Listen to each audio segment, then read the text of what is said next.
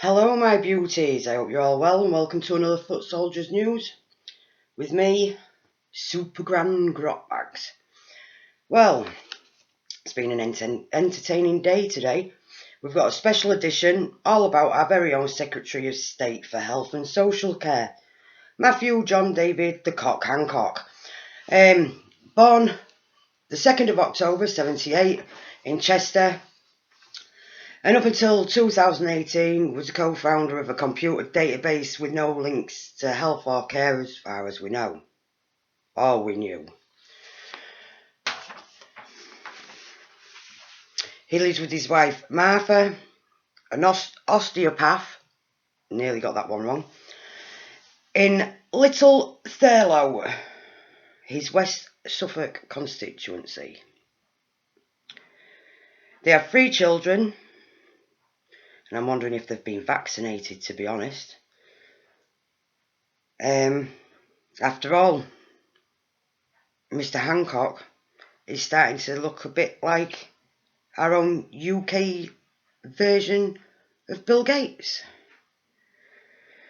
After uni, he worked in the family business. It was called Border Business Systems, and the Bank of England, also an advisor to George Osborne when he was Shadow Chancellor. He likes horse racing and cricket. Just thought I'd add that one in there. So along with his full babbling and the threats that we keep hearing on the TV of him stopping us going out to exercise full stop if we don't behave ourselves, because you will do as you're told or else attitude,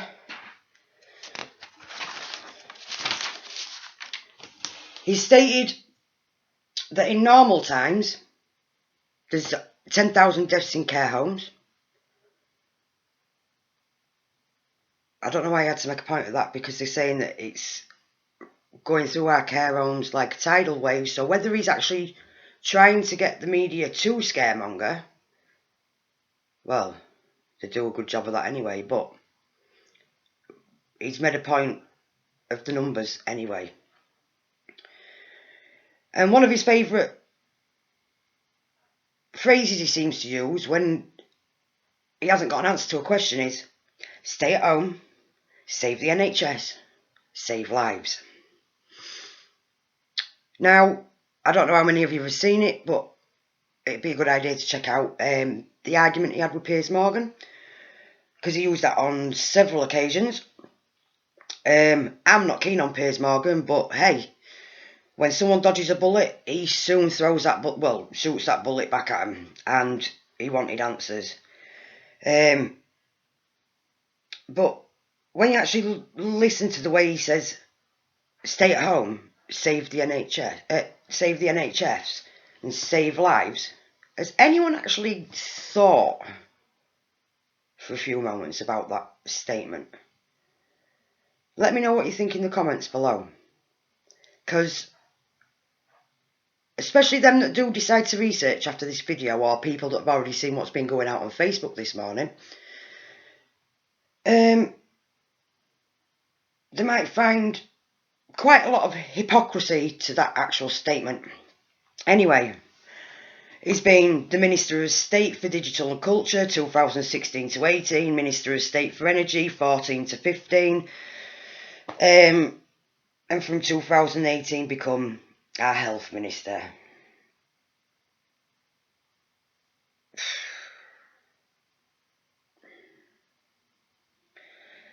So let's go through some of his achievements. Whilst he was Minister of State for Energy and Climate Change, he was criticised for hiring a private jet from Aberdeen to London after signing a deal on climate change with the President of Mexico. Spot on. Great move. Carbon footprints all the way back home then. Yeah, cool. Sorry, I'll stop with the sarcasm already. He receives plenty of donations, but it's quite easy to do your research. You'll have to go past page 3 at least of Google, just to let you know, or if you've got a VPN that might be better. Like it says, do your research, see what you think. Some of some of the donations have been coming from a guy called Neil Record, a funder of a climate change denial group, and they're like £4,000 a time. And this was while he was in charge of climate change. So, again, guys, let that sink in.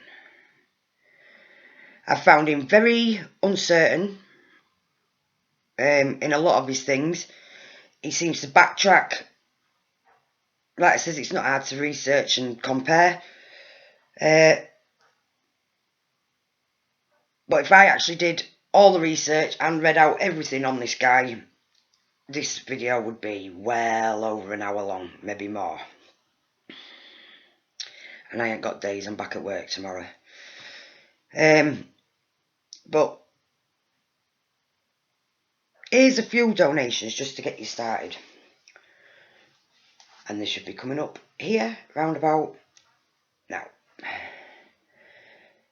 So, with the donations and the salary that's normally for an MP around £75,000 a year, he wants football players to take a 30% cut. But he won't take a pay cut himself. He's argued that is on that interview with Piers Morgan. He won't take a pay cut himself.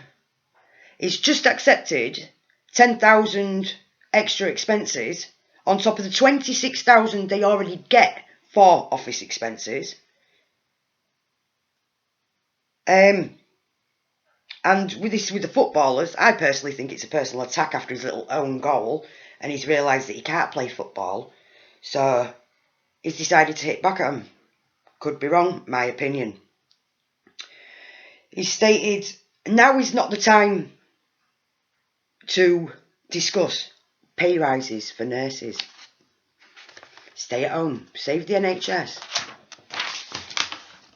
So when would it be the right time? Bearing in mind that he says an awful lot with that saying, stay at home, especially when he physically can't answer a question without babbling or going, excuse me, I'm talking, dickhead.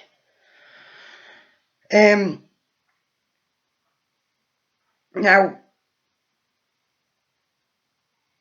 the MPs are getting an extra £10,000 remote work expenses. And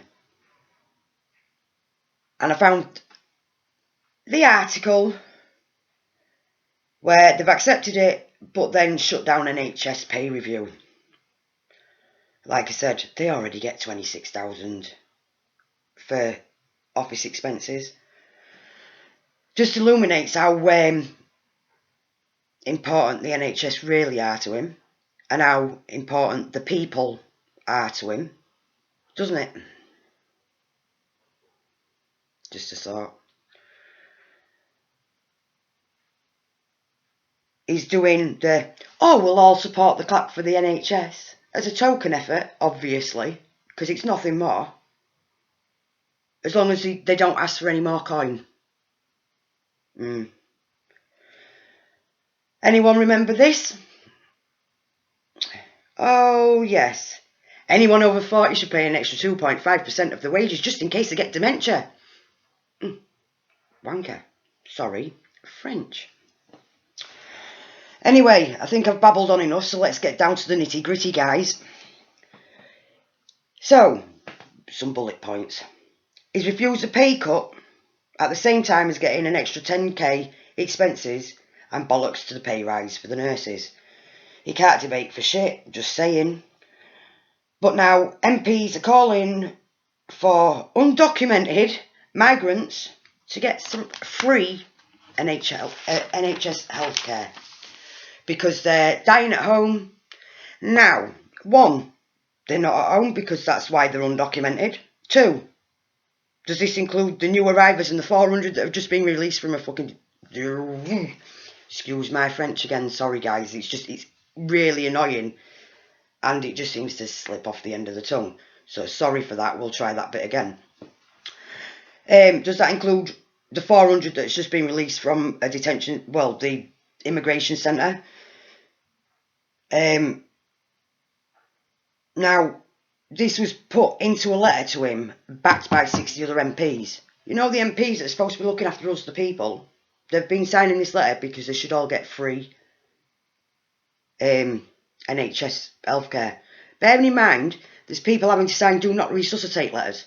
So, yeah, that is why that bit is ever so slightly grinded on me. Now, this is the gem. Absolute gem. The icing on the cake. And probably the biggest conflict of interest I have ever seen in my life.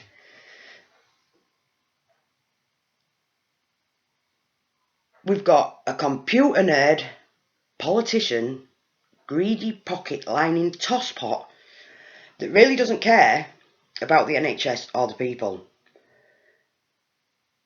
This person has significant control of Portion Biopharma Limited, our very own United Kingdom's Bill Gates. Just there. It's a limited liability company that specialises in vaccines. Surprise, surprise. No wonder he's been pushing the last 2 years for vaccines to be compulsory and that children shouldn't go to school if they haven't had their vaccines. My opinion, he cares about two things, and that's power and money. The same as Bill Gates. Guys, it's easy to look at. Conflict of interest. Massive conflict of interest.